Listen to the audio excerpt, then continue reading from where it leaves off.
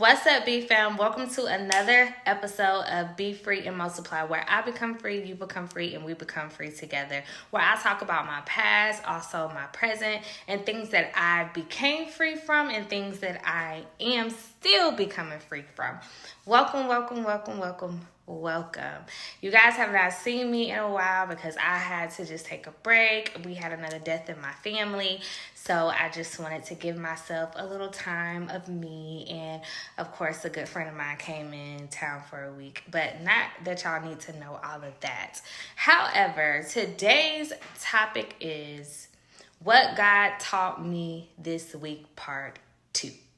So I wanted to talk about just understanding the meaning of death and understanding how life is not a joke, and also how it's also very important to take just life seriously. And when I say seriously, I'm not talking about like, oh, you have to make sure you get everything done, but just living and enjoying life.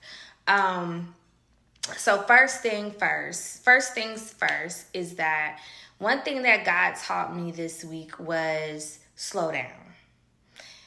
Everything is not a race. Everything does not have to be a thing.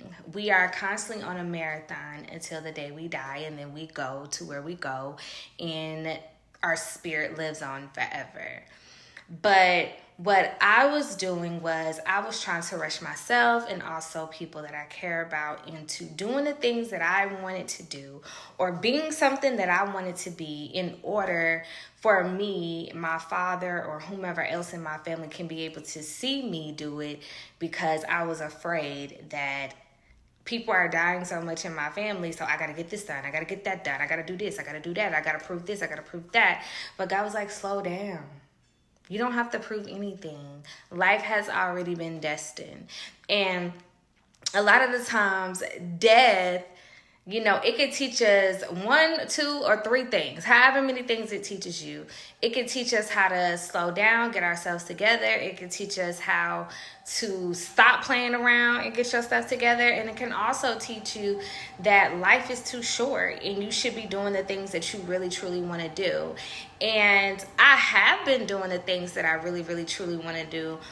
But I am still struggling with taking care of myself the way that I want to take care of myself.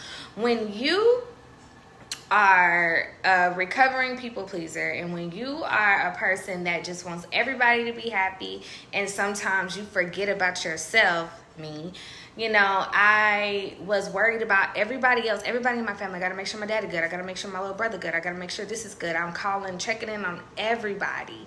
And then I neglected myself, and I started to dibble dabble back into things that I had stopped doing a long time ago. And I could tell it was because I was not pouring back into myself, and I wasn't allowing myself to cry and grieve. So when we do not do those type of things, it can cause you to rush processes, or to rush results, or to rush whatever you're trying to do into a finish line when you're not ready. So I had to take a break. I had to sleep. I had to cry. I had to just do the things that I needed to do to make sure that I was okay. So God was teaching me in that time, like, slow down.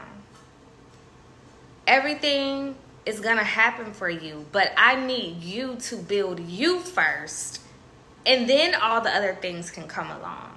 Because I am still in seasons of rebuilding me. And when I'm focused on everything else but my temple, but my mental, but my senses, and I start to focus on everybody else, like, I go in a circle. It's like a circus in my mental, right? So Nehemiah continues to come up for me because I am in the rebuilding seasons. And I'm not saying seasons, because it takes time to rebuild yourself.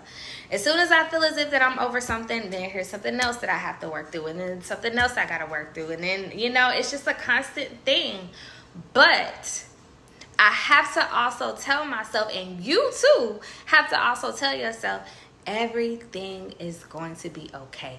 You're doing a good job, girl. You doing a good job, girl. You doing a good job, girl. You doing a good job, okay?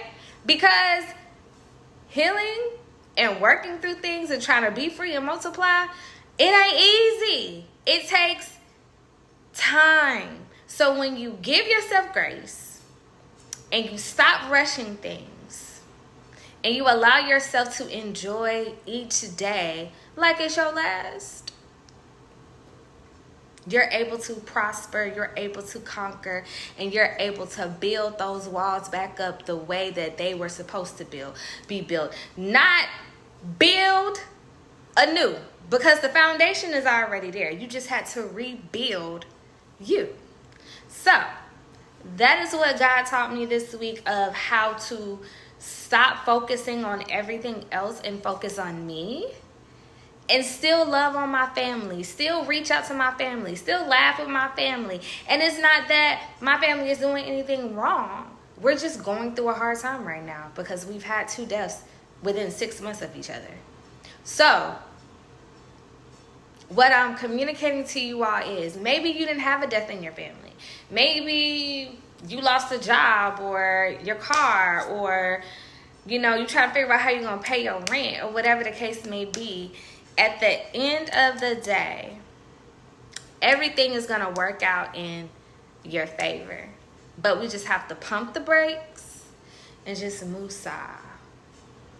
And allow God to be God, and allow life to be life, and allow life to be a process. It is a marathon. We do not have a template that is telling us, hey, so on this day, you're going to do this. And on this day, you're going to do that. And then your life is going to go through this. So this is what you need to do to get through it. It doesn't tell us that. We're learning as we're going. And that's what helps us become free and to multiply. Okay, guys, I hope this blessed you all. I hope that you guys are subscribing, because if you're not, don't be watching my videos and not subscribing. Okay? All right. Love y'all. Bye.